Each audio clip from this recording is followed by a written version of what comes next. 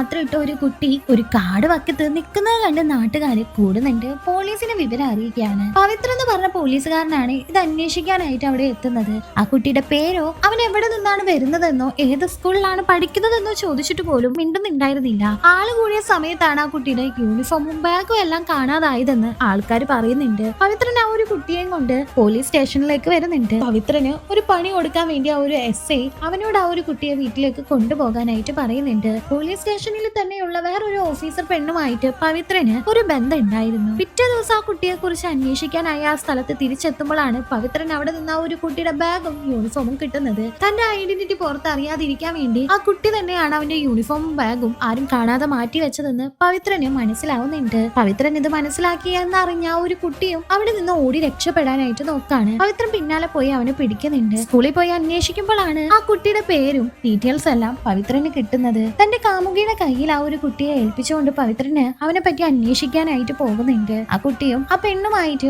ഒളിച്ചുകളി കളിച്ചുകൊണ്ടിരിക്കുകയാണ്. പവിത്രൻ അങ്ങനെ അറിയുന്നുണ്ട് മരിച്ചുപോയ ഒരു കുട്ടിയുടെ ഐഡന്റിറ്റിയിലാണ് ആ ഒരു പയ്യൻ ഇപ്പോ സ്കൂളിൽ ജോയിൻ ചെയ്തിരിക്കുന്നത് എന്നുള്ളത്. ഒളിച്ച് കളിച്ച് ആ കുട്ടി ആ പെണ്ണിന്റെ കണ്ണിൽ പെടാതെ അവിടെ നിന്ന് രക്ഷപ്പെട്ടു പോകുന്നുണ്ട്. പോലീസുകാരെല്ലാവരും ഇത് വലിയ വിഷയമാക്കുന്നു മനസ്സിലാക്കിയ പവിത്രൻ എന്റെ പ്രശ്നം കൊണ്ടല്ലോ വേറൊരാളല്ല അവനെ നോക്കിയിരുന്നതെന്ന് പറഞ്ഞ് ആ പെണ്ണിന്റെ പേരിൽ കുറ്റം മുഴുവൻ ചുമത്താണ്. അതുകൊണ്ട് തന്നെ അവര് ബ്രേക്കപ്പ് ആവുന്നുണ്ട്. ആ കുട്ടിയോട് ഈ ദേഷ്യം പവിത്രന് നന്നായി തന്നെ ഉണ്ടായിരുന്നു. ഒരുപാട് കാലങ്ങൾക്ക് ശേഷമാണ് കാണിക്കുന്നത്. ആ ഒരു കുട്ടി ഇപ്പോ വലുതായി ബസ്സിൽ വന്നുകൊണ്ടിരിക്കുന്ന സമയത്ത് അവനെ പോലീസ് പിടിച്ച ആ ഒരു സ്ഥലത്ത് വെച്ച് അവൻ അവിടെ ബസ് ഇറങ്ങുന്നുണ്ട്. അവൻ നേരെ അവൻ താമസിച്ചിരുന്ന ആ ഒരു വീട്ടിലേക്ക് പോകുന്നുണ്ട്. അവിടെ ഇപ്പൊ ആളനൊക്കെ ഒന്നും ഉണ്ടായിരുന്നില്ല. അവിടെ ഉണ്ടായിരുന്ന കുറച്ച് ആൾക്കാരോട് അവിടെ താമസിച്ചിരുന്ന ആളുകളെ പറ്റി അവൻ അന്വേഷിക്കുമ്പോഴാണ് അവിടെ നോമിനേഴ്സ് ആയി വന്ന സ്ത്രീ അവിടുത്തെ അമ്മച്ചിയെയും വേറൊരു സ്ത്രീയെയും കൊന്നു. പോലീസുകാർ അത് കണ്ടുപിടിച്ചു. അവളെ ജയിലിലേക്ക് അറസ്റ്റ് ചെയ്ത് കൊണ്ടുപോയി എന്ന് അറിയുന്നത്. ഇതിനെപ്പറ്റി അറിയാനായി ആ ഒരു കുട്ടി പോലീസ് സ്റ്റേഷനിൽ എത്തുന്നുണ്ട്. ഇപ്പോ ആ ഒരു പോലീസ് സ്റ്റേഷനിൽ SI ആയിട്ടുള്ളത് പവിത്രനായിരുന്നു. പവിത്രൻ ഓൾറെഡി ഒരു കുട്ടിയോട് വലിയ വൈരാഗ്യമായിരുന്നു. കാരണം അവന്റെ ലവർ ആ ഒരു കാരണം കൊണ്ട് അവനെ ഇട്ടിട്ട് പോയി. അവളിപ്പോ കല്യാണം കഴിച്ച് വേറൊരു ഫാമിലിയായി സുഖമായിട്ട് ജീവിക്കുകയാണ്. പവിത്രൻ ആ ഒരു കുട്ടിയോട് എങ്ങനെയെങ്കിലും പ്രതികാരം വീട്ടണം എന്നായിരുന്നു ഉണ്ടായിരുന്നത്.